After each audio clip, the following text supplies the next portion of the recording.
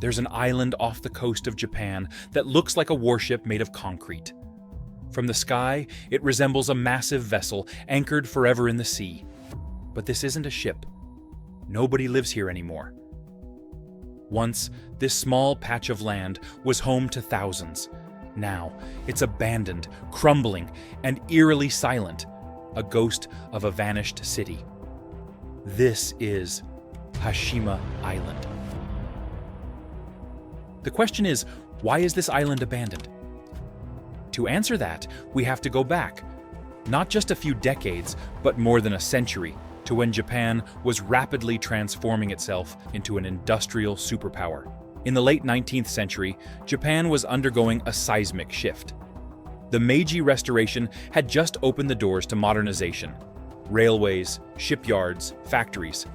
They were springing up everywhere, but none of this could run without one thing: coal. That's when an unusual discovery was made.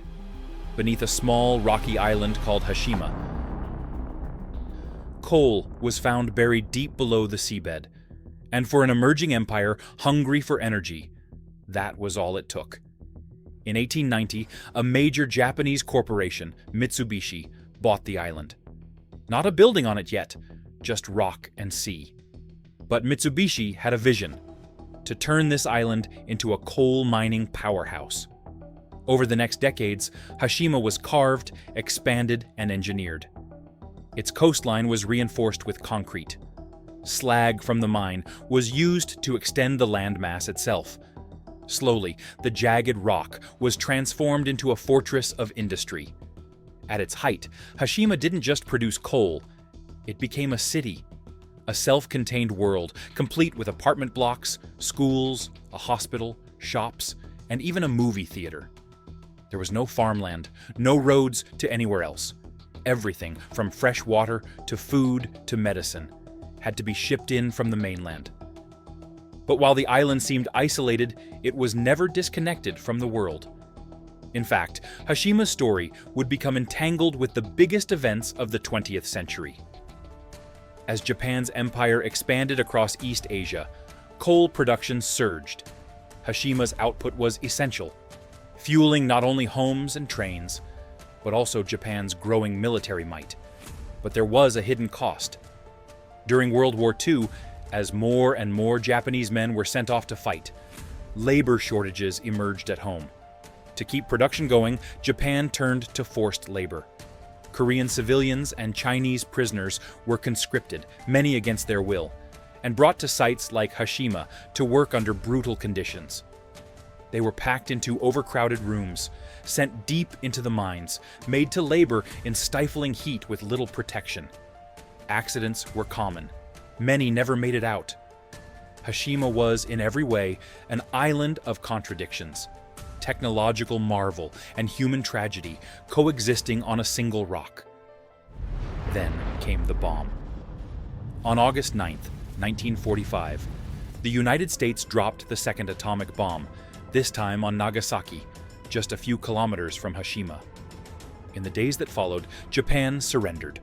The war was over, but the island's story was not.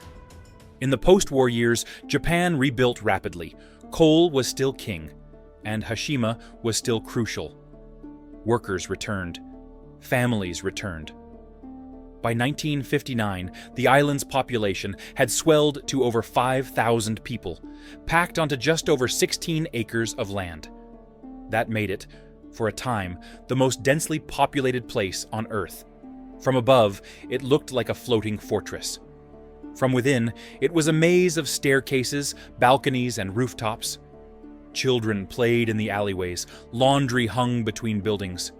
Life went on, against all odds. But coal would not remain king forever.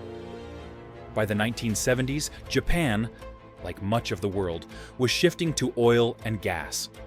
Coal was dirty, expensive, and increasingly unnecessary. Production on Hashima began to decline. And in 1974, Mitsubishi made the decision. The mine would close. Workers and residents were given only 3 months to pack up and leave. And then, just like that, the island was emptied. No ceremony, No farewell, the boats left. The windows were shuttered, and Hashima, once a bustling city in the sea, was abandoned. For decades, it remained untouched. Nature began to reclaim what it could. Concrete cracked, metal rusted, entire staircases collapsed. Rain poured through open roofs, and in time, Hashima became something else. A monument. To some, it was a symbol of Japan's industrial strength. To others, a reminder of exploitation and war. And that's where the controversy begins. In 2009, Japan opened the island to limited tourism. A safe walkway was built. Tour boats started arriving. Visitors could now step onto Hashima and experience its haunting silence for themselves. Then, in 2015, Japan applied to make Hashima a UNESCO World Heritage Site, as part of a group of industrial locations highlighting the country's rapid modernization. But the move sparked international outrage, especially from South Korea and China, who pointed to the use of forced labor on the island. Survivors spoke out, historians provided evidence, and the debate grew louder. Japan eventually agreed to acknowledge the history, but critics argue the efforts have been minimal, with information buried behind QR codes or presented in English only, with no Japanese translation. Even now, the past remains contested. So, why on earth is this island abandoned? It's not just because the coal ran out, not just because Mitsubishi pulled out.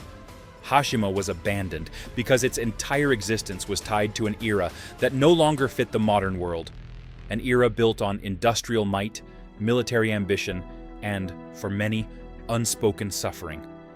And once that era ended, the island was left behind, like an artifact nobody knew what to do with. Today, Hashima still sits out in the sea, gray, broken, silent. Its buildings are off limits. Its walls are crumbling. But it's more than just a ruin.